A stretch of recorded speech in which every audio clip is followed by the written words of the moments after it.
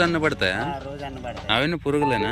పురుగులే, దాములు, రెక్కల దాములు, పేడ పురుగులు, మెక్కలు గిక్కులు అన్ని. అమ్మో బాగానే ఉన్నాయి.